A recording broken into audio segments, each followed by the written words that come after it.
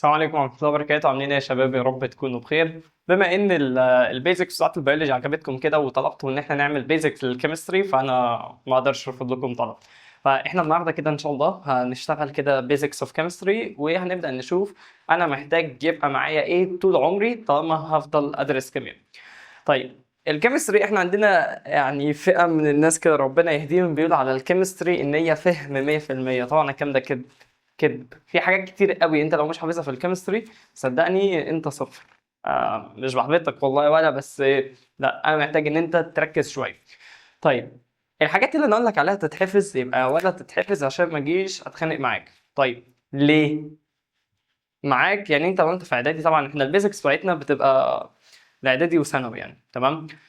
انت في اعدادي هتحتاجها، انت في ثانوي هتحتاجها، انت في الجامعه ان شاء الله برضه هتحتاجها. هتفتكرني في يوم من الايام وتقول كتر خير الراجل ده قال لي احفظه وانا ما سمعتش كلام يعني، تمام. بس انت ان شاء الله هتسمع كلام وتخيب ظني في النقطه دي يعني. طيب، انا كالعاده ما سبتكش وجمعت لك الدنيا في ملزمه، تمام. تقدر حضرتك تلاقيها في الديسكربشن بتاع الفيديو، اتفقنا. بس انا بحب اشرح على وايت بورد، تمام. فحضرتك كده بسم الله وتجهز كراستك وخربوش الشاي بتاعك ولا، ويلا نبدا. طيب، انا في الاول محتاج افتكر كده، هو انا كانت التقسيمه بتاعت الكيمستري اصلا من الاول عباره عن ايه؟ تعال نفتكر كده. يعني انا دلوقتي عندي مثلا ايه، بس نظبط كده القلم. احنا عايزين اسود. انا محتاج بقى زي ما قلت لك ان انا ابدا افتكر كده من الاول خالص هو ايه اصلا يعني ايه كيمستري. الكيمستري دي احنا بندرس حاجه اسمها اتومز موليكيولز، وكمان بندرس بقى يعني هنقول ايه الكيميكال بروبرتيز بتاعت الاليمنتس او العناصر، اتفقنا. طيب، في حاجات كتير قوي تفرعيه انا مش هخش فيها، تمام، بس انا هفضل ماشي كاساسيات، حاجات انا المفروض افضل فاكرها. تعال نبدا من الاول كده. انا لو افتكر كده ان انا كان عندي بصنف اي حاجه موجوده في الدنيا على ان هي اسمها ماتر. جميل. طيب، انا لو جيت كده بصيت هلاقي ان الماتر دي بتتكون من حبه حاجات اسمها ايه؟ من حبه حاجات صغيره كده انا بسميها molecules. جميل. لو جيت بصيت على الموليكيولز كده هلاقي ان هي بتتكون من حاجات اصغر اسمها ايه؟ اسمها اتومز. طيب، انا عايز الاتوم دي لان انا هعتمد عليها شويه كتير قوي في الشرح. طيب، اساسي ثابت، ثابت جدا. طب انا عايز اعرف اي اتوم في الدنيا بتتكون من ايه. بص يا سيدي، انا عندي الاتوم بتاعتي بتتكون من حاجتين، حاجه اسمها نيوكليوس وحاجه اسمها الكترونز. جميل. جميل. طيب، النيوكليوس والالكترونز انا عايز شكل كده ابقى متخيل بس الوضع عامل ازاي. انا لو جيت بصيت الاقي ان الاتوم عباره عن كوره كده، هلاقي ان في نقطه سوداء في النص، تمام، وحواليها زي ملفات كتير كده. جميل. تعال كده نشاور ونشوف. النقطه السوداء اللي موجوده في النص دي انا بسميها نيوكليوس. جميل. هلاقي ان انا زي ما قلت لك في مدارات حواليها كده. المدارات او اللي انا بسميه اوربت، اللي هو مدار، اتفقنا. الاوربت ده بيبقى جواه مين؟ بيبقى جواه نقط صغيره كده انا بسميها الكترونز. يبقى انا لو جيت بصيت كده انا حابب اتخيل دايما الاتوم هتبقى عامله ازاي. هتقول لي والله حضرتك دي كوره، الكوره دي جواها النيوكليوس، والنيوكليوس دي حواليها مدارات. جوه الاوربتس او المدارات دي مين اللي بيلف؟ الالكترونز. يبقى انا هبقى متخيل كده، ابص واحطها في دماغي واعصرها كده واقول ايه؟ اقول ده النيوكليوس بيلف حواليها مين؟ الالكترونز. طب الالكترونز دي بتلف في اماكن اسمها ايه؟ اسمها اوربتس، اتفقنا. طيب، او هتلاقي كده ان شاء الله يعني لما تتعمق شويه هتلاقي ان هي اسمها انرجي ليفلز، عشان ابقى قلت لك المعلومه كامله. اتفقنا؟ اتفقنا. طيب، تعال نكمل. طب انا عايز اعرف بقى، هي النيوكليس دي عباره عن كره سوداء معتمه ما فيهاش اي حاجه من جوه؟ قال لك لا يا ولد، النيوكليس دي جواها حاجتين. ايه هما الحاجتين دول بقى؟ حاجه اسمها بروتونز وحاجه تانية اسمها نيوترونز. اتفقنا؟ يبقى انا عندي كده الاتوم، اتفقنا، جواها نيوكليس، والنيوكليس جواها حاجتين، بروتونز وايه تاني؟ ونيوترونز، اتفقنا؟ طيب، ايه اللي يهمني تاني بالنسبه للاتوم؟ يهمني حاجه كده، بص، نعملها في مربع كده. حاجه اسمها تشارج. يعني ايه تشارج؟ التشارج ده اللي هو الشحنه او الاشاره اللي موجوده على الكومبوننتس اوف اتوم او المكونات بتاعت الاتوم بتاعتنا. اتفقنا؟ يعني انا لو جيت بصيت على النيوكليس كده، تعالى نستنتج النيوكليس دي جواها بروتونز ونيوترونز. اتفقنا؟ طيب البروتونز دي الاشاره بتاعتها ايه؟ قال لك والله البروتونز هلاقي ان الاشاره بتاعتها بوزيتيف. طب بالنسبه للنيوترونز قال لك هتلاقي ان الاشاره بتاعتها بوزيتيف نيجاتيف. اتفقنا؟ طيب احنا طبعا ناس شاطره وخدنا في الماس ان انا عندي لو بوزيتيف موجوده على نيجاتيف كده، الاشاره دي انا بسميها نيوترال. يعني ايه نيوترال؟ يعني زيها كده بين قوسين زي مين؟ زي حاجة اسمها الزيرو. اتفقنا؟ طيب يعني ايه الكلام ده؟ يعني هي ولا بوزيتيف ولا ايه؟ ولا نيجاتيف. جميل؟ طيب لو انا جيت بصيت كده، يعني واحد ولا بوزيتيف ولا نيجاتيف، التاني بوزيتيف، يبقى النيوكليس هتاخد نفس الاشارة بتاعت مين؟ بتاعت البروتونز اللي هي ايه؟ اللي هي هياخد الاشارة البوزيتيف. طيب خلينا متفقين اتفاق كده بسيط. مش انا عايز ان الالكترونز تفضل طول عمرها تلف حوالين النيوكليس، صح؟ ومش عايزه ان هي تخرج بره المدار بتاعها. طيب انا لو جيت بصيت كده، مش انا عندي علشان حاجتين يتشدوا ناحيه بعض كده لازم يكونوا opposite in charge، لازم يبقوا عكس الاشاره، يعني يبقى واحد بوزيتيف والتاني نيجاتيف كده مثلا، صح؟ علشان يحصل لهم اتراكشن. طيب فانا كده لو بصيت هلاقي ان النيوكليس ايه؟ احنا اتفقنا ان هي بوزيتيف، فانا علشان النيوكليس تقدر تجذب او تخلي الالكترونز تلف حواليها لازم تبقى الالكترونز ايه؟ نيجاتيف. بس وهي دي كده الكومبوننتس اوف اتوم. يبقى انا كده محتاج وانا بذاكر ايه اللي يجي في دماغي؟ يجي في دماغي كالتالي، ان انا عندي اكبر حاجه انا بسميها ماتر. الماتر بتتكون من موليكيولز، والموليكيولز بيتكون من اتومز، يبقى انا اصغر حاجه بتعامل معاها هي مين؟ هي الاتوم، صح كده؟ طيب قلنا الاتوم دي بتتكون من حاجتين، ايه هما؟ نيوكليوس وايه تاني؟ والكترونز. طب النيوكليوس بتتكون من ايه؟ من بروتونز وايه تاني؟ ونيوترونز. جميل؟ طيب انا زي ما قلت لك الاشاره بتاعت الالكترونز ايه؟ نيجاتيف، البروتونز بوزيتيف، صح كده؟ وقلنا النيوترونز نيوترال، ولا بوزيتيف ولا نيجاتيف. جميل؟ طيب انا يفيدني الكلام ده في ايه؟ طيب قال لك ان احنا عندنا بندرس الكلام ده في الكيمستري علشان نقدر نوصل لحاجه اسمها فالنسي. ايوه. طيب الفالنس ده اللي هو ايه؟ قال لك والله ده انا ببقى عايز اعرف كميه البوزيتيف او النيجاتيف تشارج اللي موجوده على الاليمنت بتاعي. اتفقنا؟ اليمنت يعني ايه اليمنت اصلا؟ قال لك والله ان احنا عندنا في الكيمستري احنا بندرس حاجه اسمها ايه ده؟ اه قال لك والله احنا بندرس حاجه اسمها elements. طيب الاليمنتس دي احنا لما بنيجي نوصفها بنقول عليها ايه؟ قال لك والله انا بقول دايما على الاليمنت ده حاجه كده بسيطه، ان ده البيورست substance. دي انقى حاجه. يعني ايه انقى حاجه؟ قال لك دي حاجه بتبقى موجوده لوحدها في الطبيعه. اتفقنا؟ زي مين بقى؟ زي الكبر والنيكل والايرن. اتفقنا؟ كل الحاجات دي انا بسميها elements او عناصر، انا بدرس لهم حاجه اسمها ايه؟ الفالنس. طيب انا دلوقتي علشان اقدر اتعلم ازاي هعمل فالنسي لازم ارجع لمعلومه مهمه جدا. فاكر الاماكن اللي كان الالكترونز بتلف فيها كان اسمها ايه؟ انرجي ليفلز، صح كده؟ طيب انا عايز اعرف بقى الانرجي ليفلز دي في عندي كام انرجي ليفل؟ قال لك والله احنا عندنا 7 انرجي ليفلز. تمام؟ طيب السبعه دول كان اسمهم ايه؟ قال لك والله هم اسمهم كالتالي: كي، ال، ام، ان، او، بي، كيو. هي دي اساميهم. اتفقنا؟ طيب يبقى انا عندي كده في كام انرجي ليفل؟ قال لك والله احنا عندنا 7 انرجي ليفلز. احفظهم ازاي؟ قال لك والله هتعد على ايدك 7 كده من اول الكي لغايه الكيو، وانت ولد شطور حافظ اي بي سي. اتفقنا؟ طيب ايه اللي انا المفروض ابقى عارفه وانا بوزع في الانرجي ليفلز او وانا شغال علشان اعرف الفالنسي؟ قال لك والله تبقى عارف كده ان الكي بيتملي ب 2 الكترونز، ال ب 8، الام ب 8، الان ب 8. طب بعد كده احنا ما بنشتغلش بيهم. اتفقنا؟ ليهم توزيعة تانية. يبقى انا زي ما قلت لك كده، انا دلوقتي لما هاجي هشتغل علشان اقدر اوصل للفالنسي ده اللي احنا بنحاول نوصل له لغايه دلوقتي. اتفقنا؟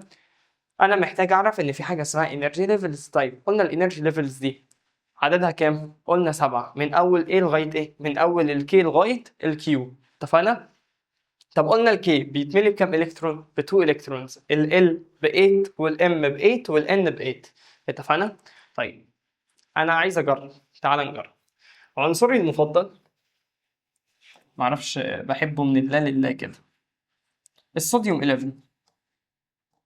تعال نجرب نوزعه. انت طبعا انت ولد شطور وخدت الحاجات دي فانت اكيد عارف، بس انا براجع لك عليها بسرعه يعني. طيب احنا اتفقنا انا لما اجي هوزع، او اللي احنا بنعمله ده، استنى اكتبها لك فين. اللي انا بعمله دلوقتي ده او التوزيعه دي حاجه اسمها الكترونيك كونفيجريشن.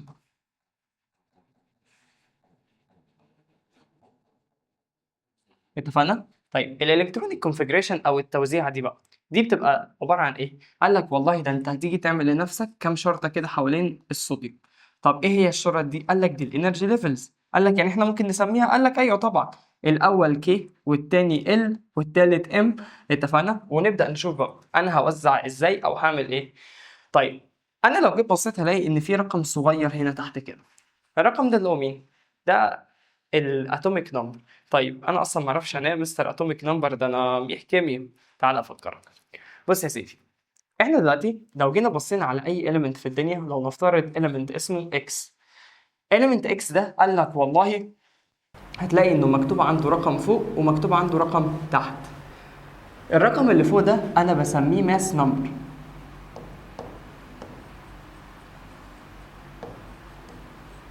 طب الرقم اللي تحت ده انا بسميه ايه؟ atomic number. طيب يبقى انا زي ما قلت لك كده، يبقى انا عندي اي element في الدنيا الرقم اللي فوق اسمه ماس نمبر والرقم اللي تحت اسمه اتوميك نمبر. اتفقنا؟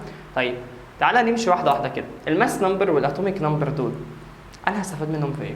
ولازم ابقى فاهم اصلا هم جم منين. قال لك والله لازم تبقى عارف كام معلومه بسيط كده، ان انا عندي ان الماس نمبر ده انا علشان اقدر اعرف هو ايه، قال لك والله ده انا بجمع مع بعض البروتونز بلس مين؟ بلس النيوترونز. اتفقنا؟ يبقى انا عندي الماس نمبر ده السم اوف ايه؟ سم اوف بروتونز وايه تاني؟ والنيوترونز. اتفقنا؟ بجمع البروتونز والنيوترونز مع بعض فبلاقي معايا حاجه اسمها ماس نمبر. طب بالنسبه للاتوميك بقى، قال لك الاتوميك ده الرقم ده بيساوي، بص ايكوال اهو، بيساوي مين؟ بيساوي الالكترونز، بيساوي البروتونز. فاعرف معلومه مهمه جدا هنا دلوقتي، ان انا عندي ان الاتوميك نمبر هو النمبر اوف الكترونز، هو النمبر اوف ايه؟ اوف بروتونز. صح كده؟ طيب يعني انا ممكن ارجع هنا كده. احنا اتفقنا انا لما اجي هوزع الحاجه اللي هي موجوده جوه الانرجي ليفلز اللي هي اسمها ايه؟ اسمها الكترونز. صح كده؟ طيب انا عندي الالكترونز دي اتفقنا موجوده جوه الانرجي ليفلز لغايه دلوقتي الدنيا تمام. انا هعرفها منين؟ فاكر الرقم اللي كان موجود تحت؟ اتفقنا الرقم ده اسمه ايه؟ يا اتوميك نمبر يا النمبر اوف ايه؟ اوف الكترونز. فانا هاخد الرقم اللي تحت ده وابدا اوزع بيه. جميل؟ طيب انا عندي الكي بياخد كام الكترون؟ قال لك الكي بيتملي ب2 بس. طب ال ب 8، طب الام ب 8. فانا هملى كل واحد اتفقنا على قد ما هو يقدر. طيب الكي ما بيتمليش غير ب2. طيب انت حطيت هنا 2، اتبقى معاك كام من ال11؟ طيب اتبقى معايا كده 9. طب ال بياخد كام؟ قال لك والله بياخد 8. اتبقى معاك كام من ال9؟ اتبقى 1. احطه عند الام. يبقى انا كده عملت حاجه اسمها الكترونيك كونفيجريشن او توزيع. جميل؟ طيب تعال نكمل هنا وهرجع تاني للالكترونيك كونفيجريشن دي لان انا لسه ما خلصتش، هحتاجها في حاجه ثانيه. انا عندي دلوقتي، تعالى اديك مثال كده ونحل سوا. انا دلوقتي لو جيت كتبت لك مثلا كلورين 17 ومثلا هنا 35، ماشي عليها approximately 35. طيب احنا عندنا كمان مثلا Mg 12 24 وعندك مثلا نيتروجين 7 14. انا بالنسبه للحاجات دي كلها عايز احسب لهم النمبر اوف بروتونز، عايز احسب النمبر اوف الكترونز، وعايز احسب النيوترونز. تعال نشوف. طيب انا عندي دلوقتي الكلورين 17 الكلورين فيه رقم موجود فوق وفيه رقم موجود تحت. جميل؟ طيب الرقم اللي موجود فوق ده احنا اتفقنا ده مين؟ ده الماس نمبر. طب الرقم اللي موجود تحت ده مين؟ ده الاتوميك نمبر، صح كده؟ طيب انا دلوقتي اول طلب طلبت منك البروتونز. البروتونز دي انا لما عاوز احسبها هجيبها منين؟ قال لك والله البروتونز دي يا اما الرقم بتاع الاتوميك نمبر يا اما الرقم بتاع مين؟ الالكترون، صح كده؟ طب تعالى نبص. انا معايا مين؟ معايا الرقم اللي تحت، صح كده؟ والرقم اللي تحت ده اتفقت معاك ان انا ممكن استخدمه للبروتونز او الالكترونز لان هما الاثنين نفس الرقم، فانا ممكن اجي اكتب هنا 17 وده النمبر اوف بروتونز. طب الالكترونز كام؟ قد البروتونز بالظبط اللي هي كام؟ 17 برضه. طب انا عايز احسب النيوترونز دلوقتي، هل النيوترونز ليها قانون؟ قال لك اه. طب مش احنا هنا كتبنا قانون قلنا ان الماس نمبر ايكوال البروتونز بلس النيوترونز. طب انا عايز اجيب النيوترونز اعمل ايه؟ ابعت البروتونز الناحيه الثانيه بالماينس، فيبقى الماس نمبر ماينس مين؟ ماينس البروتونز، صح كده؟ طيب فانا دلوقتي هقوم قايل ماس نمبر ماينس مين؟ البروتونز. الماس نمبر اللي هو ب 35 في الرقم اللي فوق ماينس البروتونز اللي هي كام؟ 17، صح كده؟ تعملها على الآلة وتشوف هتطلع معاك بكام؟ هيطلع معاك ب 18. اتفقنا؟ وهو ده النمبر اوف نيوترونز. تعالى هعمل معاك المغنيسيوم وانت شطور هتعمل النيتروجين لوحدك. طيب المغنيسيوم انا عايز اجيب البروتونز، اتفقت معاك الرقم اللي تحت ده ممكن اكتبه في البروتونز واكتبه في ايه تاني؟ في الالكترونز، فيبقى عندك البروتونز ب 12 والالكترونز هي كمان بكام؟ ب 12.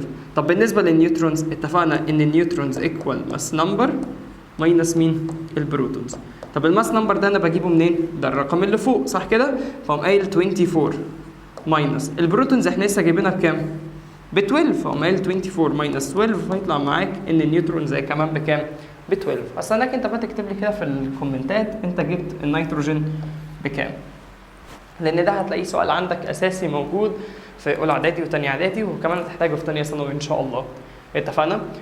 طيب بالنسبه بقى للالكترونيك كونفيجريشن انا هستخدمها في ايه؟ قال لك والله انا بعرف منها حاجه اسمها الفالنسي. تعال نرجع لها تاني بقى، نكتب هنا فالنسي كده.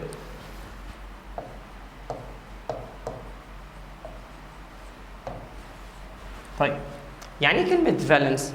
الفالنس الكترونز دي اللي احنا بنقول عليها اخر الكترون موجود تمام جوه الالكترونيك كونفيجريشن بتاعتنا. يعني ايه الكلام ده؟ قال لك والله انا لو جيت بصيت هنا كده على مثلا الصوديوم 11 تمام، قال لك والله وزع هتلاقي ان هو 2 8 1. شايف ال1 ده؟ هو ده اسمه فالنس الكترون. اتفقنا؟ ده اخر الكترون موجود عندك فين؟ في التوزيع. طيب هل هي بالظبط زي ما انا قلتها كده؟ مش قوي يعني، بس انا لغايه دلوقتي بحاول بس ايه امشي معاك خطوه خطوه عشان تفتكر. طب انا عشان اقدر احسب الفالنسي بالنسبه لاي اليمنت في الدنيا انا محتاج اعمل ايه؟ قال لك والله انت كده هتضطر ان انت تصنفهم تصنيفه بسيطه كده. اتفقنا؟ ايه هي التصنيفه دي؟ تعالى نعملها كجدول هنا كده تمام ونشوف.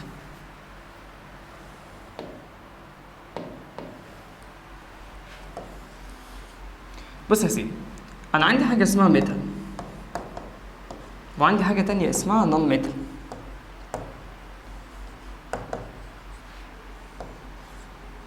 اتفقنا؟ ميتال ونون ميتال. يعني ايه ميتال ويعني ايه نون ميتال؟ طيب الميتالز اللي احنا بنقول عليهم ايه؟ فلزات، ونون ميتالز لا فلزات. حاجات كده كبيره عليك شويه بس ايه؟ طبعا مش كبيره ولا حاجه، بس انا بحاول ان انا فاهم ما احبطكش ان انت عشان انت لو انت ناسي ما تحسش ان انت محبط وكده، بس تعالى نمشي واحده واحده. طيب احنا عندنا ده ليه خصائص وده ليه خصائص ثانيه. طيب انا مش جاي اقارن ما بين الخصائص دلوقتي لان احنا مش هنحتاجها شويه. اللي انا جاي اوصل له هنا حاجه معينه بس في التوزيع.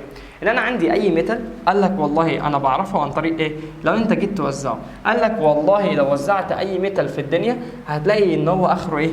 هتلاقي ان هو اما اخره يا 1 بس هو ends with يا اما 1 يا اما 2 يا اما 3 الكترونز.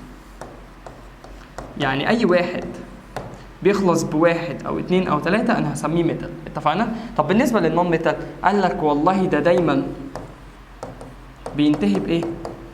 يا ب 5 يا ب 6 يا ب 7 الكترونز. طيب انا الارقام دي هتفيدني بايه؟ هتفيدني بحاجه بسيطه جدا.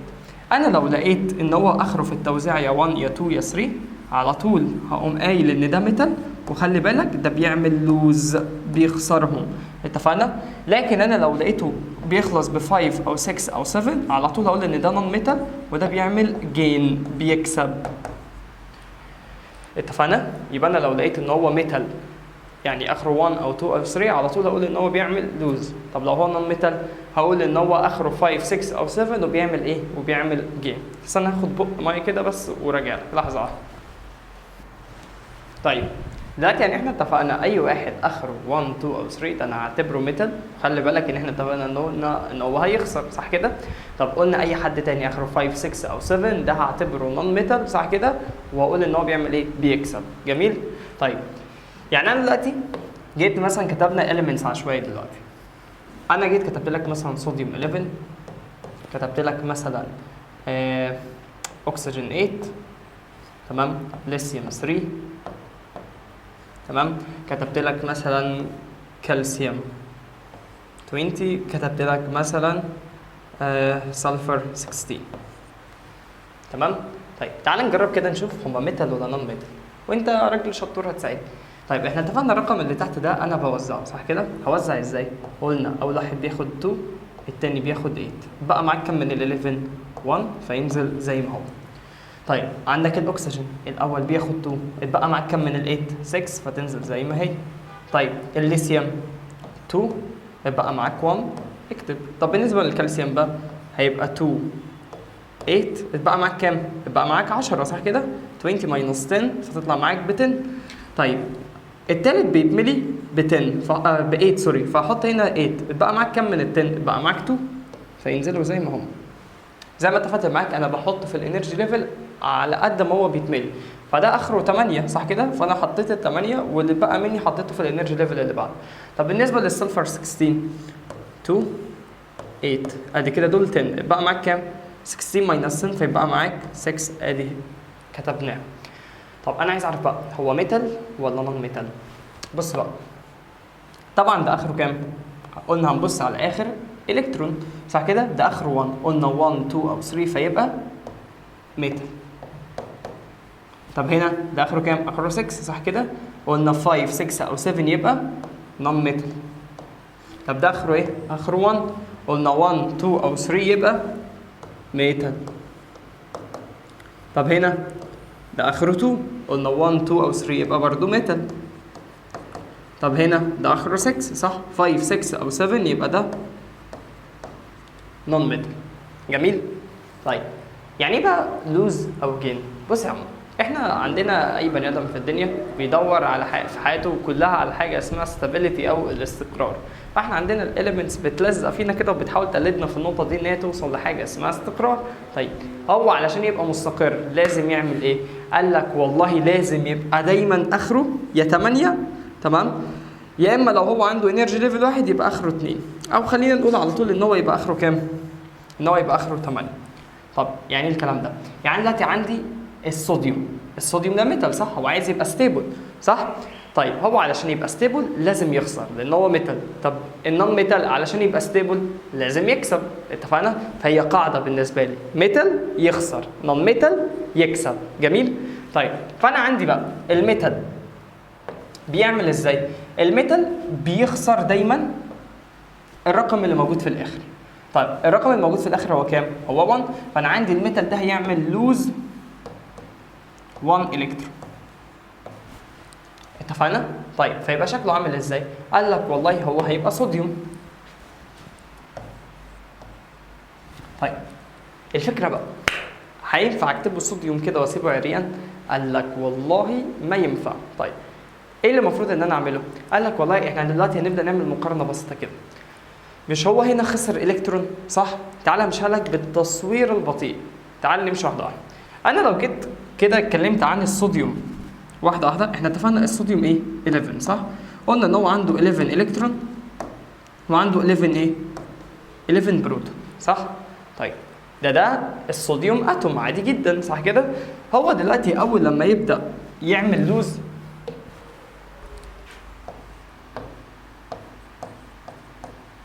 هيتحول من ان هو اسمه اتوم يتحول لحاجه اسمها ايون، تمام؟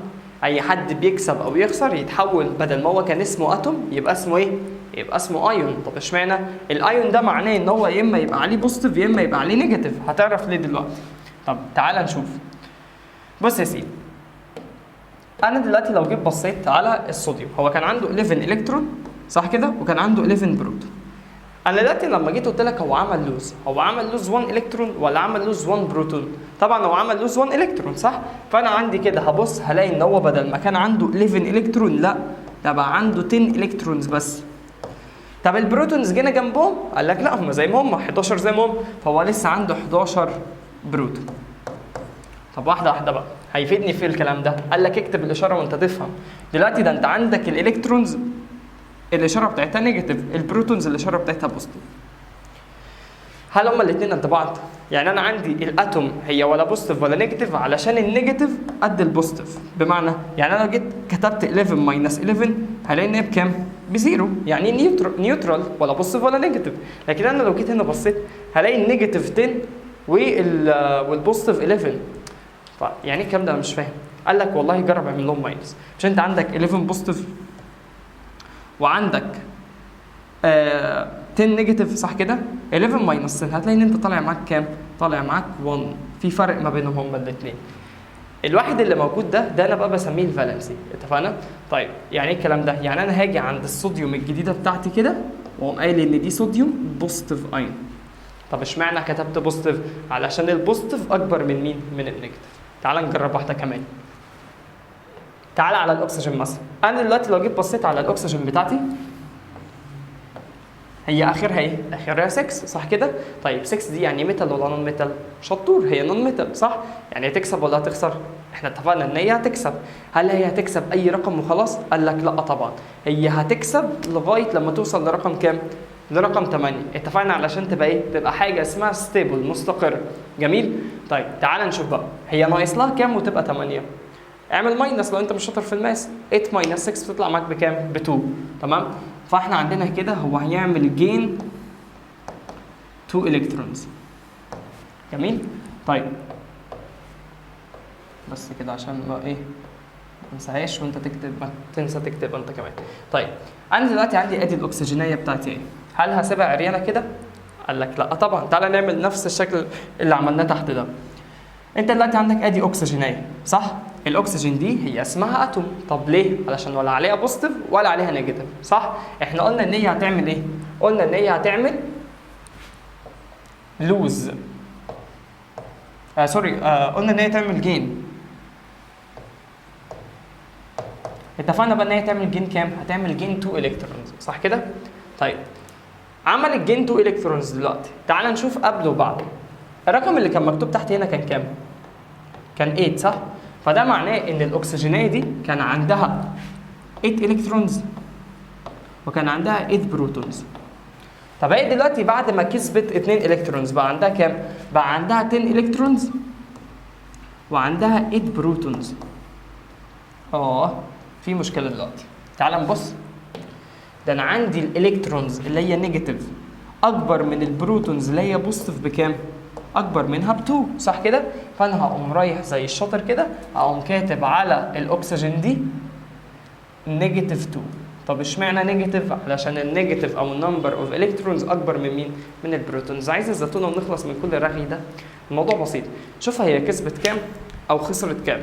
بمعنى يعني انا عندي هنا انا هثبتها قاعده 3 خطوات بالظبط. تمام؟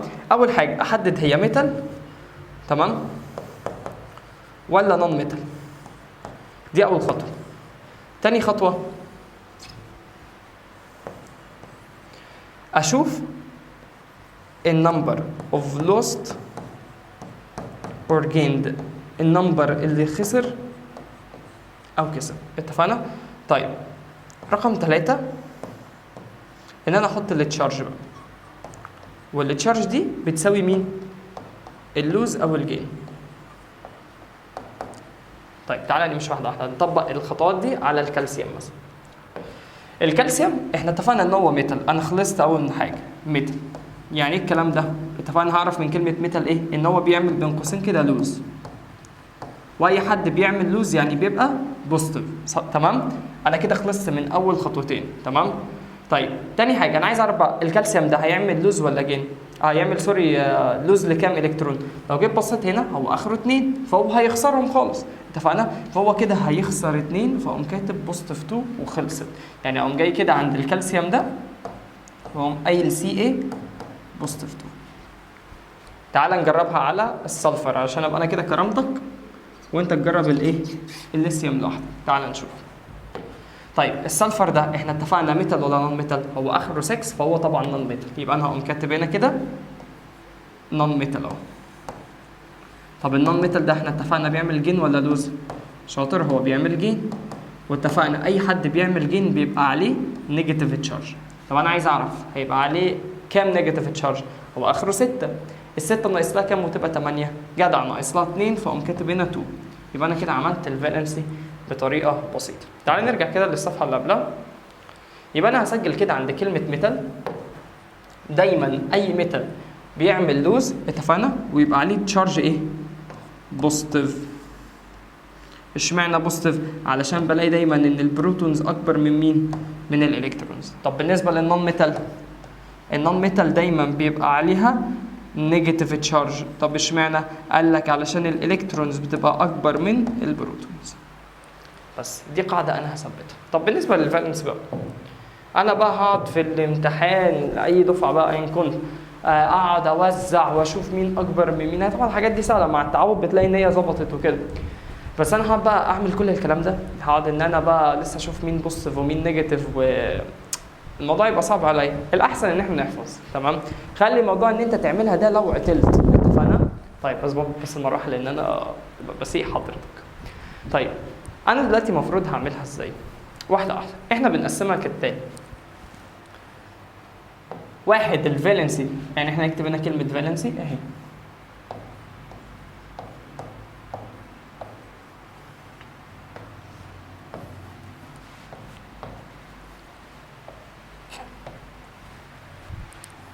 نكتب هنا مونو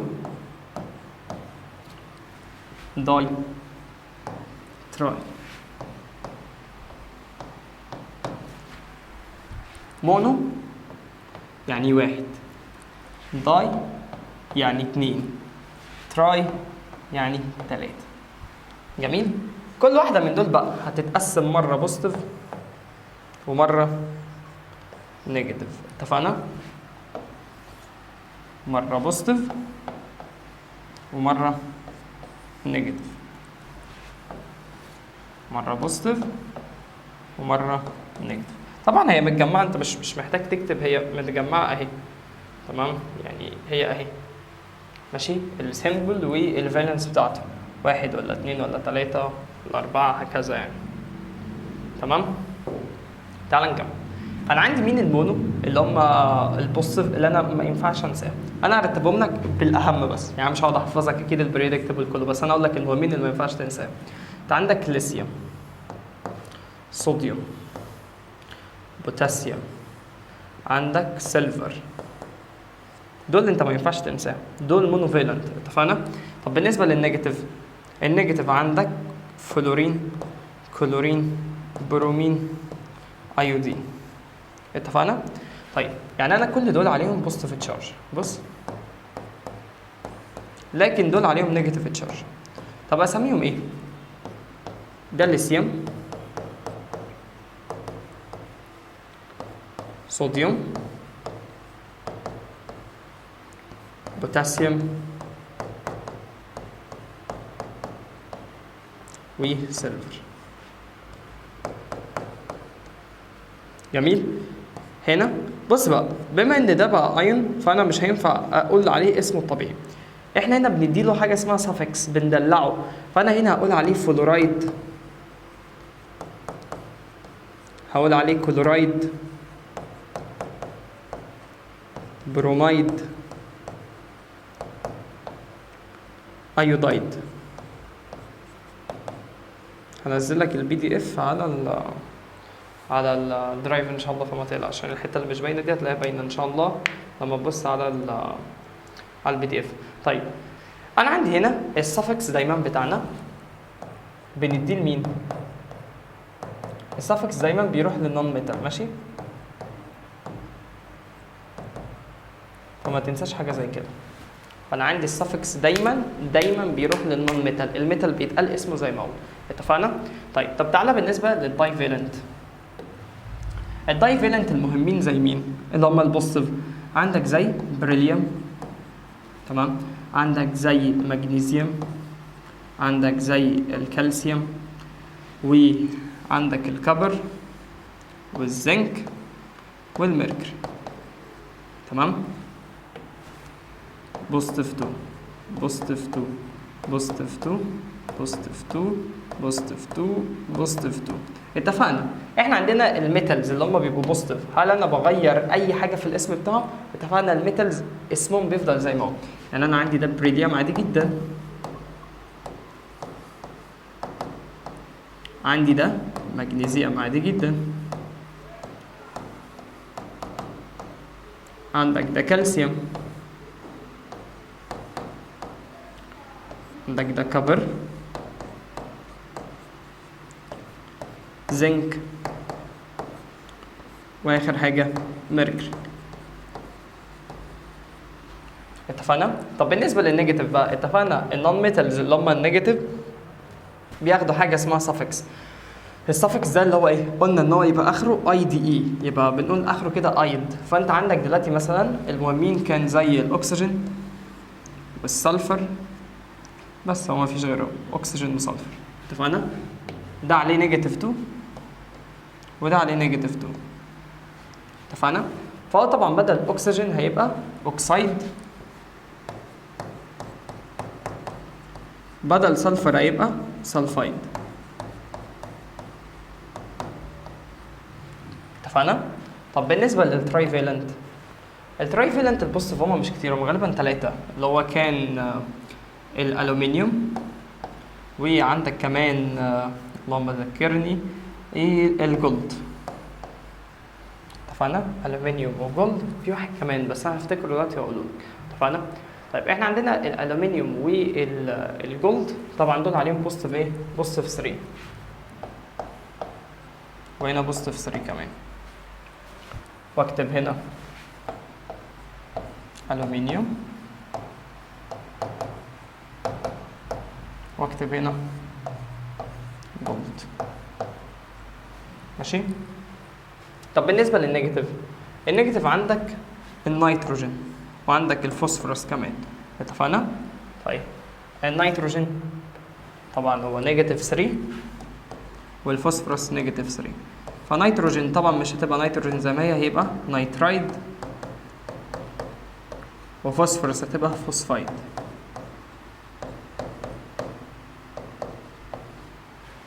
بس كده. ده الفالنس بتاعت الاليمنتس. اتفقنا؟ اي اليمنت يعني عنصر لوحده مش ماسك حد.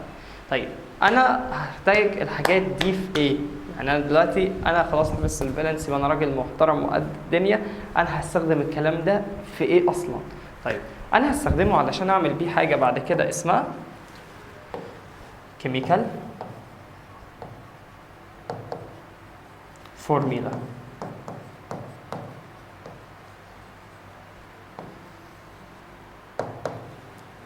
طيب يعني ايه كيميكال فورميلا؟ ان انا اعرف اكتب حاجه اسمها كومباوند، بمعنى ان انا اجيب تو اليمنتس جنب بعض وابدا ان انا اديهم اسم.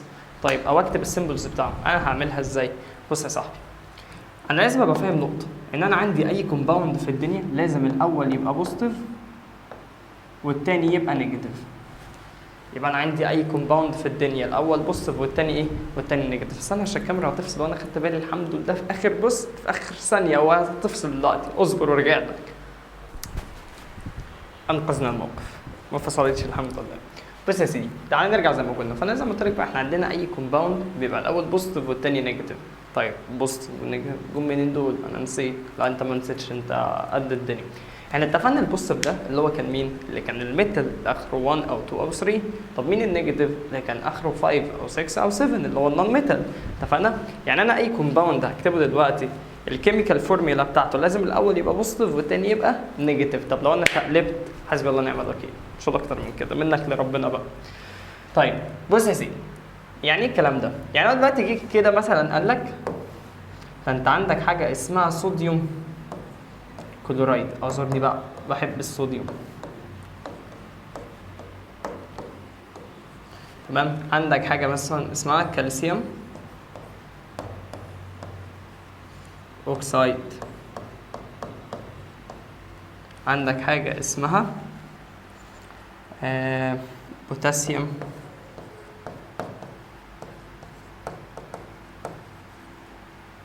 سلفايد.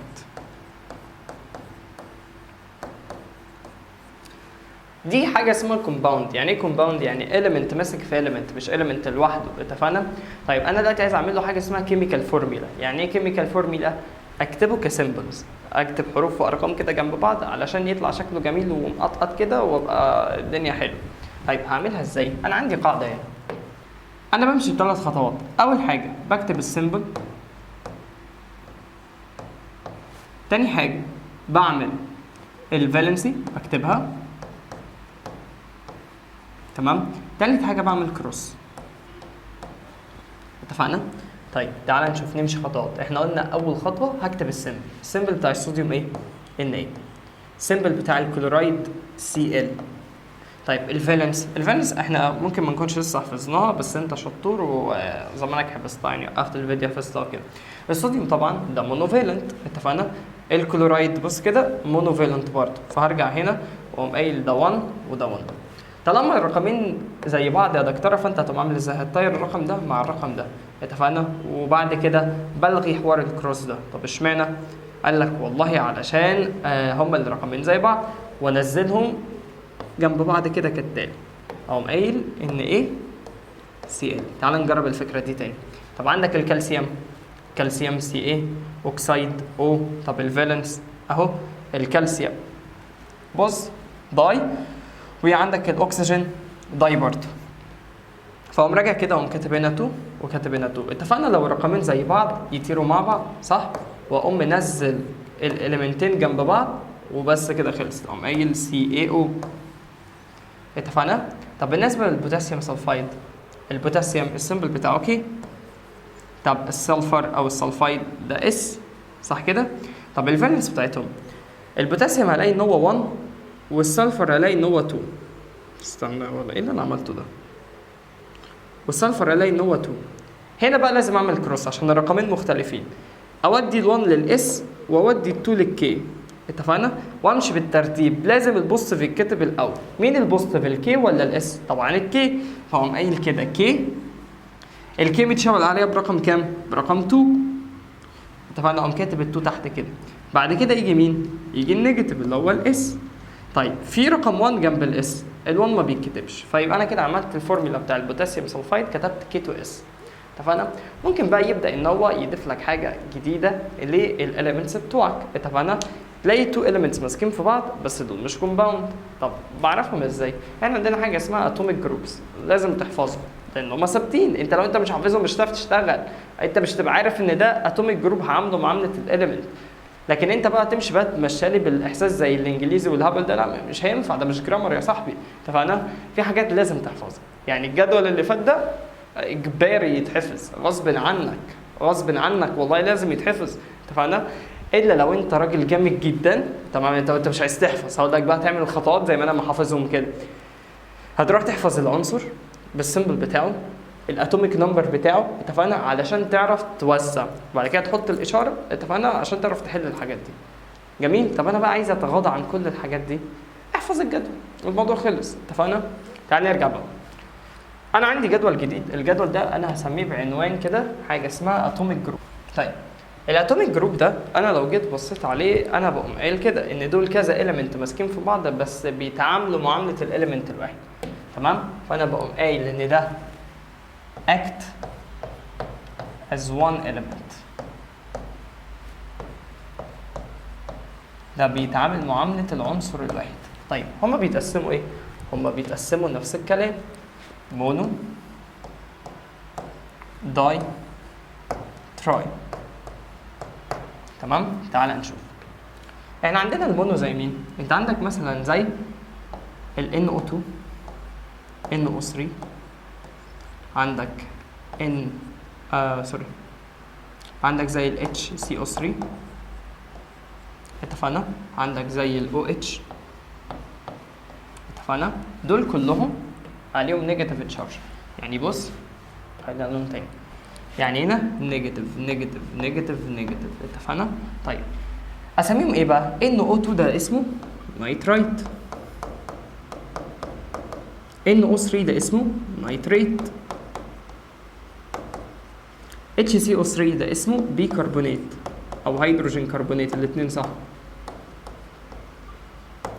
OH ده اسمه هيدروكسيد.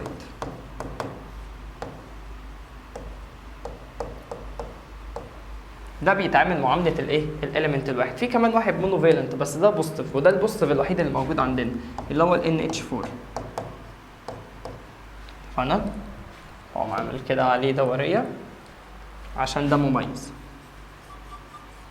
ده الاونلي بوزيتيف اتوميك جروب. طيب حبيبنا ده اللي هو الاونلي بوزيتيف الوحيد اللي بوزيتيف موجود عندنا في المونو والدايو ترايدا، ده اسمه ايه؟ قال لك والله البرنس ده احنا بنسميه امونيوم.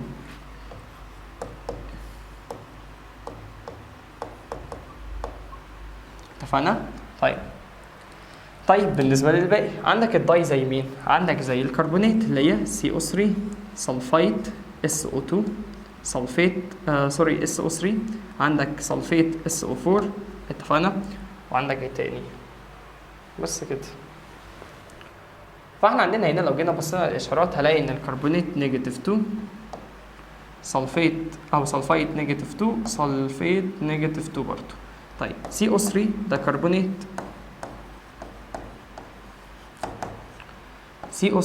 SO3 ده اسمه سلفايت، لكن ده سلفيت.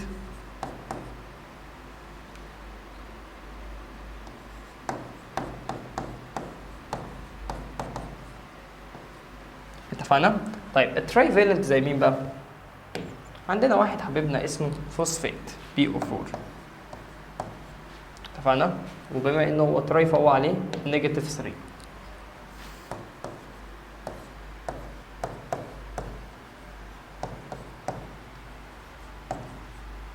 اتفقنا؟ طيب دول اسمهم اتوميك جروبس، دي حاجات ماسكه في بعض وانا بعملها معامله الاليمنت الواحد. اتفقنا؟ تعال نكمل بقى. طيب انا لو عايز اعمل لها كيميكال فورميلا زي الحاجات دي، طبعا انت شطور وزمانك صورت دول، فانا هعمل كده ونجرب ايه؟ ونجرب تاني. طبعا مش عارف بس ماشي. انا دلوقتي جيت كتبت لك كده مثلا صوديوم كربونات، وكتبت لك مثلا امونيوم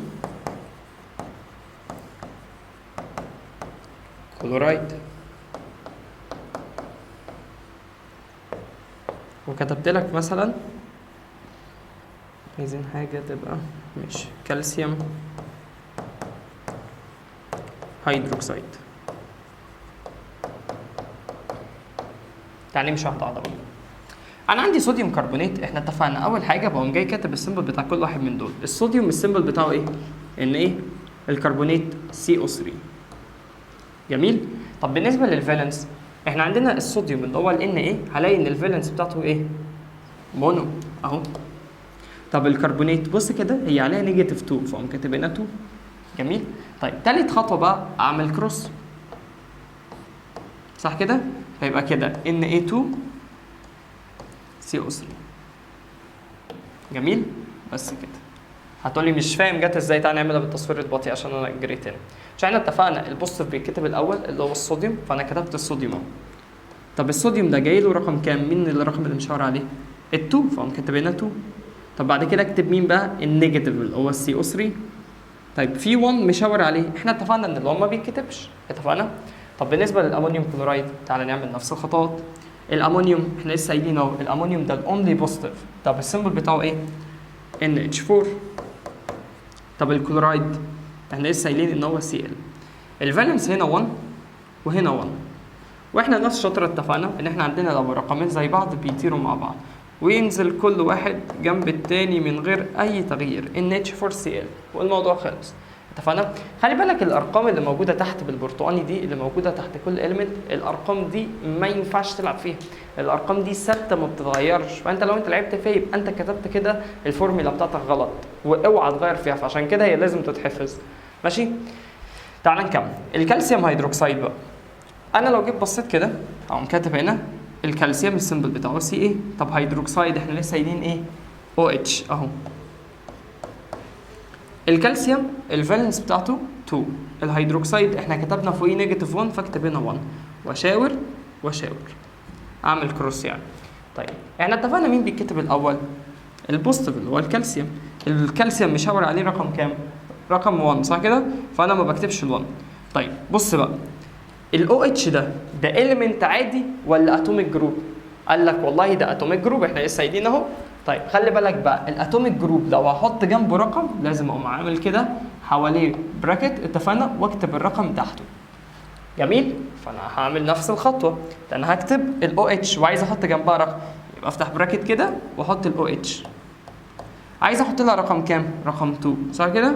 فاقوم كاتبه، وانا كده عملت الفورمولا بتاعت الكالسيوم هيدروكسيد. احنا كده خدنا شوط كبير جدا، ده حرفيا يعني كميه كبيره قوي، فممكن تاخد بريك وتروح تحفظ الحاجات دي وتجي لي تاني، اتفقنا؟ طيب نفترض ان انت وقفتني وخدت بريك ورجعت، لا انا بصراحه مش قادر اقفل الكاميرا، انا هكمل، اتفقنا؟ دلوقتي انا عندي حاجه اسمها بقى التايبس اوف كيميكال بوند. انت عندك في اعدادي ما خدتش غير 2 كيميكال بوند بس، اللي هو الايونيك والكوفالنت. عايز اعرف دي بتيجي ازاي ودي بتيجي ازاي، فتح معايا كده وان شاء الله هي سهله، مش تاخد وقت، حوالي 10 دقايق واكون لمتها لك. بص يا سيدي، احنا عندنا التايبس اوف كيميكال بوند.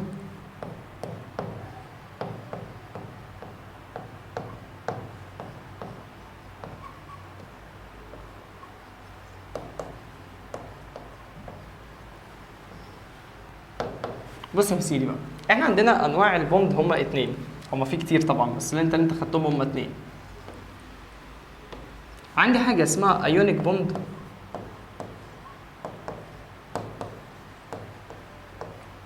وعندي حاجه ثانيه اسمها كوفالنت بوند.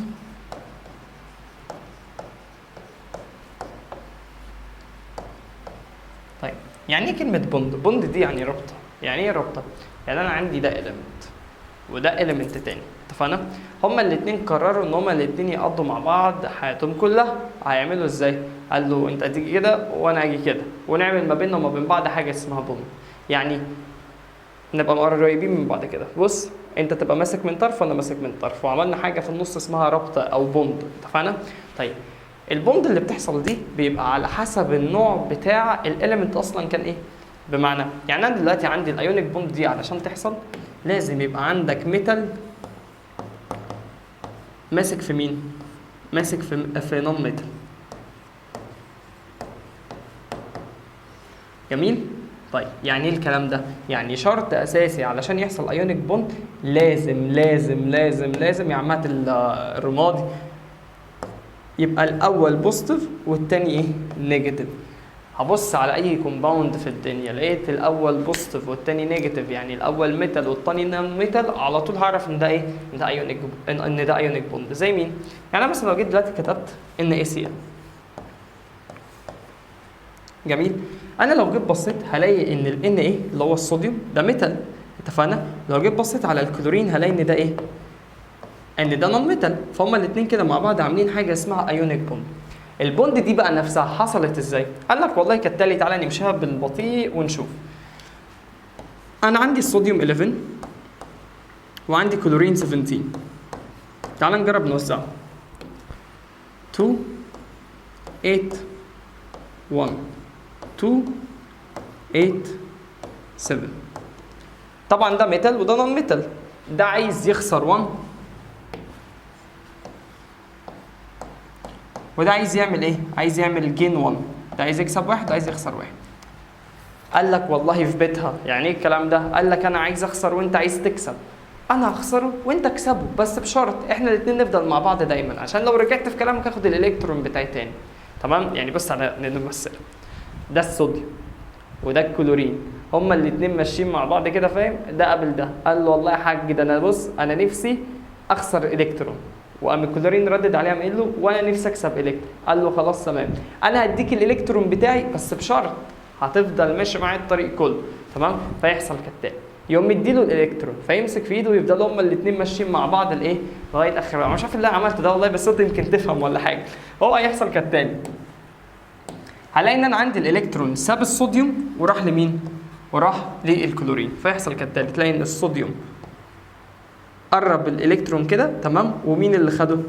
السي ال، فحصل ما بينهم بوند كده. جميل؟ طيب ده اسمه ايونيك بوند، اتفقنا؟ طب بالنسبه للكوفالنت بوند، تعالى نفهم القاعده الاساسيه. يعني احنا اتفقنا هنا عشان يحصل ايونيك بوند لازم ميتال يبقى ماسك في نون ميتال. عند الكوفالنت بوند بقى علشان يحصل، تمام، لازم يبقى عندك نون ميتال ماسك في نون ميتال. اتفقنا؟ طيب هنا بقى هو بيعتمد على مبدأ اسمه شيرنج.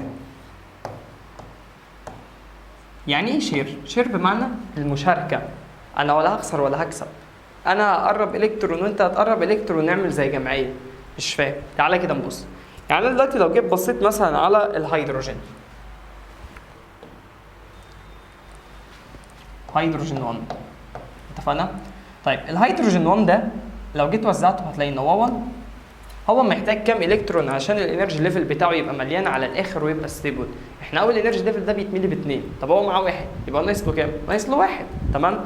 هو يقوم عامل ازاي؟ يقوم قايل لك انا اروح ادور على هيدروجين زي، تمام؟ الهيدروجين اللي زي ده هو كمان ناقص له الكترون، انا ناقصني الكترون وهو ناقص له الكترون، فنعمل ازاي؟ قال لك والله احنا الاثنين نروح نعيش مع بعض، وانا اقرب الالكترون بتاعي شويه وهو يقرب الالكترون بتاعه شويه، اتفقنا؟ ونفضل ملازمين بعض العمر كله. ازاي؟ قال لك والله ادي الهيدروجين اهو وادي الهيدروجين اهو، ده يقرب الالكترون بتاعه شويه وده يقرب الالكترون بتاعه شويه، بحيث ان احنا الاثنين نقدر نمسك في بعض ونعمل حاجه اسمها كوفالنت بوند. اتفقنا؟ فاحنا هنا ماشيين بمبدا اسمه الشيرنج، انا هشاركك وانت تشاركني، بس انا ولا كسبت ولا خسرت. يعني ما ينفعش احط هنا بوزيتيف ونيجاتيف، ليه؟ لان انت ما كسبتش او خسرت، احنا بس قربنا الالكترونز شويه. اتفقنا؟ طب تعالى نشوف هل الكوفالنت بوند دي ليها انواع؟ قال لك والله ده ليها 3 انواع. قال لك ده في سنجل كوفالنت بوند، وفي دبل كوفالنت بوند، وفي تريبل كوفالنت بوند. احنا لسه قايلين معاني الكلمات دي من شويه. سنجل يعني 1، دبل يعني 2، تريبل يعني 3. طيب يعني ايه الكلام ده؟ يعني انا عندي السنجل ده عمل شير بكام الكترون؟ عمل شير ب1. الدبل عمل شير بكام؟ ب2. التريبل عمل شير بكام؟ ب3. تعالى ندي امثله. عندنا المثال اللي احنا اديناه الاول زي الهيدروجين، انا عندي هيدروجين راح اتبرع بالكترون الهيدروجين تاني، تمام؟ هما الاثنين عملوا جمعيه قربوا من بعض كده، اتفقنا؟ فالهيدروجين موليكيول بتقدر تعمل سنجل كوفالنت بوند، اتفقنا؟ طب بالنسبه للدبل، الدبل زي الاكسجين مثلا، تعال نشوف حكايه الاكسجين دي. الاكسجين 8 صح كده؟ 2 6. طيب الاكسجين علشان يقدر ان هو يبقى ستيبل هو محتاج يكسب 2 الكترونز، صح كده؟ طيب فهو يعمل ازاي؟ قال لك انا اروح ادور على اكسجين شبهي، اتفقنا؟ طيب واعمل كالتالي، انا هقوم مقرب ال2 الكترونز اللي انا محتاجهم وهو يقوم مقرب ال2 الكترونز اللي هو ايه محتاجهم، اتفقنا؟ ونعمل بوند ما بيننا احنا الاثنين كده، فاصبح انا خدت الاثنين اللي انا محتاجهم وهو يبقى خد الاثنين اللي هو ايه محتاجهم، فده شارك ب2 وده شارك ب2، اتفقنا؟ فيعمل حاجه اسمها دبل كوفالنت بوند. طب بالنسبه للتريبل، التريبل كوفالنت بوند بيحصل كالتالي، بيحصل في حاجه اسمها النيتروجين. طيب النيتروجين بيعملها ازاي بقى؟ قال لك والله النيتروجين ده N7، تعالى نوزع 2 5، هو محتاج 3 الكترونز علشان يبقى مليان على الاخر، مش هو محتاج 3؟ يبقى هيشارك بكام؟ يشارك 3. طب والنيتروجين التاني اللي هيجي يشارك ب3 هو كمان، اتفقنا؟ فيعملوا حاجه اسمها تريبل كوفالنت بوند، كل واحد فيهم يشارك ب3 علشان يسد احتياج التاني ويبقى هما الاثنين ايه؟ يبقوا ستيبل وما يحتاجوش ان هما يكسبوا او يخسروا. دي عندنا الكيميكال بوند اللي احنا خدناها لغايه دلوقتي، اتفقنا؟ وما اظنش انت هتحتاج معلومات عنهم اكتر من كده يعني، لان ده تفاصيل يعتبر يعني، اتفقنا؟ طيب اتمنى تكون ان هي كده بسيطه عليك علشان نخش، انا رحت فين؟ اتمنى ان هي تكون بسيطه عليك كده علشان نخش على الجزئيه ايه اللي بعدها، تمام؟ اكيد باين عليا ان انا بدات ارهق، اتفقنا؟ بس يلا كله فداك. يلا يا عم، احنا عندنا بعد كده بقى حاجه اسمها تايبس اوف كيميكال رياكشن، او ان انا ازاي اصلا هعمل كيميكال رياكشن، وده اخر حاجه معانا النهارده. وبعد كده انت 10 على 10 في الكيمياء ان شاء الله، اي حاجه هتتشرح لك بعد كده انت هتبقى فاهم اساسياتها ان شاء الله جت منين، اتفقنا؟ طيب انا دلوقتي علشان اعمل حاجه اسمها كيميكال رياكشن لازم ابقى فاهم نقطه. انا هنا مش هديك انواع بصراحه، لان الانواع دي بتعتمد على المرحله اللي انت فيها. بمعنى يعني هي مش حاجه ثابته هتفضل معاك او كده، لا هي ممكن تتغير من مرحله للتانيه وكده، وبيتضاف عليها معلومات، فانا مش عايز الخبطك، اتفقنا؟ انا هديك بس الاساسيات اللي انت تحتاجها علشان تعمل كيميكال رياكشن، وبعد كده انت تتوكل على الله تبقى راجل قد الدنيا يعني. بص يا سيدي، احنا عندنا الكيميكال رياكشن لازم تبقى فاهم ان انا عندي قبل السهم، او بمعنى صح كده بيبقى فيه سهم كده في النص، تمام؟ السهم ده انا بسميه سهم الرياكشن، اتفقنا؟ السهم ده بيبقى قبله كده في حاجه اسمها رياكتنت، وبعد السهم كده بيبقى في حاجه اسمها برودكت، اتفقنا؟ يبقى انا عندي في الكيميكال رياكشن قبل السهم في رياكتنت، وبعد السهم في برودكت، وده ثابت ما بيتغيرش يا ولا، اتفقنا؟ طيب بالنسبه للسهم ده، السهم ده بيتكتب عليه معلومه هنا. المعلومه اللي بتبقى مكتوبه على السهم دي انا بسميها رياكشن كونديشن.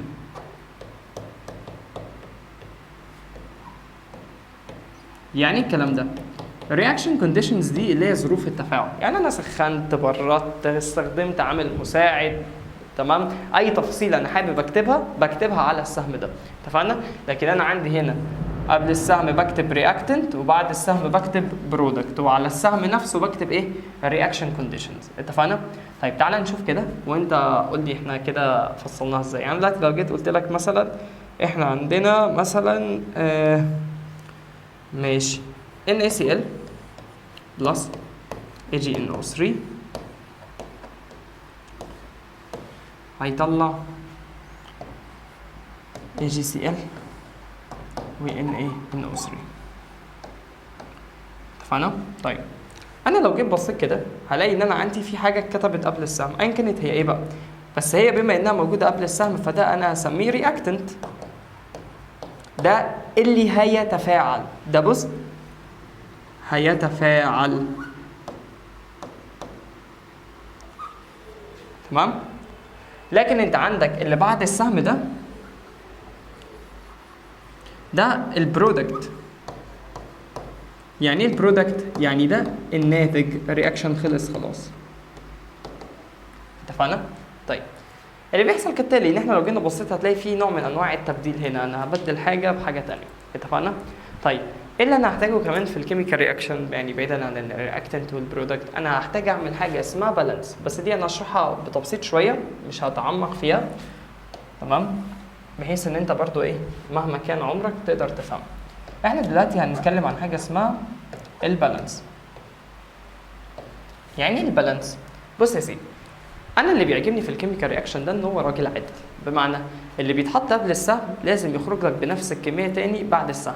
بمعنى يعني انا لو دخلت دلوقتي مثلا فعلت 100 جرام من اي حاجه هلاقي مجموعهم بعد السهم برضو 100 جرام. تعال احكي لك قصه ولا اكيد طبعا انت بتبقى قاعد في يوم من الايام بتمايند يور اون بزنس، بتلاقي في راجل عدى تحت بيتكو كده عامل لك ايه؟ بشتري زيت الطعام المستعمل الكيلو ب 35 جنيه، تمام؟ وقطع حلقه الافكار بتاعتك الجميله اللي انت كنت بتفكر تعمل بيها مشروع مثلا، تمام؟ انت بيجي في دماغك كده هو الراجل ده بيعمل ايه بالزيت اصلا؟ تمام؟ هو عنده حل من اتنين، تمام؟ يا اما ياخد الزيت ده ويروح يبيعه، يعني يعمل عمليه بسيطه كده ينظف الزيت ويخليه بيبرق، تمام؟ طبعا مش دي الطريقه، ويخليه شكله حلو كده ويروح يبيعه اللي بتاعه الفول والطعميه مثلا، تمام؟ فيجيب لك سرطانات قد كده يعني، تمام؟ لان هو بيبوظ الزيت ما ينفعش يتغلي كذا مره. طبعا انت بتبقى هلكت الزيت في البيت عندكم وهو بياخده يكمل هلك فين؟ محلات الفول والطعميه، فربنا يبعد عنا القرف ده. الحل التاني بقى وده الاحلى شويه، ان هو بياخد الزيت ده ينضفه يخلي شكله جميل كده وبيبرق تمام، ويروح يحط عليه صوديوم هيدروكسيد او بوتاسيوم هيدروكسيد، ويعمل لك يا اما صابون مواعين يا اما صابونه في البيت كده، ويحط لك عليها حبه ريحه. الراجل ده دلوقتي نفترض ان هو اشترى 10 كيلو زيت تمام، وراح جاب مثلا، طبعا كميه كبيره قوي يعني ما اظنش انه بيعمل كده، وراح جاب 10 كيلو زيت وراح جاب 10 كيلو صوديوم هيدروكسيد. طب الراجل ده علشان يكسب هو حط 10 كيلو على 10 كيلو، لازم اللي يطلع له بعد السهم كام؟ 20 كيلو، صح كده؟ هو ده معنى كلمة بالانس، اللي انا هحطه قبل السهم لازم يطلع لي بعده او قده سوري في بعد السهم. يعني انا حطيت 10 كيلو و10 كيلو اللي هم 20، فيطلع لي بعد السهم قد ايه؟ 20 كيلو صابون زيهم. اتفقنا؟ فهو ده القصة الطويلة دي كلها بس عشان تبقى فاهم معنى كلمة بالانس. طيب ازاي؟ يعني انا دلوقتي لو جيت بصيت قلت لك ده انا عندي مغنيسيوم اتفاعل مع اكسجين طلع لك MgO. تعال نشوف هل ده عدل ربنا؟ انا لو جيت بصيت هنا انا داخل معايا وحده مغنيسيوم خرج معايا وحده مغنيسيوم، داخل معايا 2 اكسجين خرج معايا وحده اكسجين، هل ده عدل؟ احنا اتفقنا لازم اللي قبل السهم يبقى قد اللي بعد السهم، اتفقنا؟ طيب يعني ايه الكلام ده؟ لازم اللي قبل يبقى قد اللي بعد. انا عندي هنا وحده مغنيسيوم جميل، هما الاثنين قد بعض بس الاكسجين فيه مشكله. طيب انا لما باجي اعدل على اي كيميكال فورميلا ما ينفعش اضيف رقم من تحت، يعني انا ما اضيفش من هنا، غلط. لو جيت اضيف رقم انا بضيف الرقم هنا كده جنب الرياكتنت او جنب البرودكت كده، اتفقنا؟ طيب لان انا لو حطيت هنا انا كده بوظت الدنيا، انا كده عكيت عكه سودا. فانا دلوقتي لما اجي اعدل على الفورميلا دي يا احط هنا يا هنا يا هنا، اتفقنا؟ ما ينفعش العب في الارقام اللي تحت دي. جميل؟ طيب فانا اروح اجيب قلم كده لونه مختلف ونمشي واحده واحده. انا عندي وحده مغنيسيوم طلعت وحده مغنيسيوم، عندي 2 اكسجين طلعت لي وحده اكسجين، تعالى اجرب احط 2 هنا. طيب انا عندي مشكله في الاثنين اللي انا حطيتها هنا، الاثنين دي اسمها كوفيشنت. يعني ايه كوفيشنت؟ دي زي الكومون فاكتور كده اللي عندكم في الماس، اتفقنا؟ يعني الرقم ده مضروب في الكومباوند كله. يعني ايه الكلام ده؟ يعني الاثنين دي كده خلت فيه 2 مغنيسيوم وخلت فيه 2 اكسجين، اتفقنا؟ طيب انت دلوقتي حليت مشكله الاكسجين خلاص، كان داخل لك 2 اكسجين خرج 2 اكسجين. طب بالنسبه للمغنيسيوم دخلت وحده مغنيسيوم خرجت 2 مغنيسيوم، هل ده ينفع؟ قال لك لا، قال لك يبقى انت ممكن تيجي هنا وتقوم حاطط 2 مغنيسيوم وخلصت. 2 طلعت لك 2 2 طلعت لك 2. تعال نجرب واحده كمان.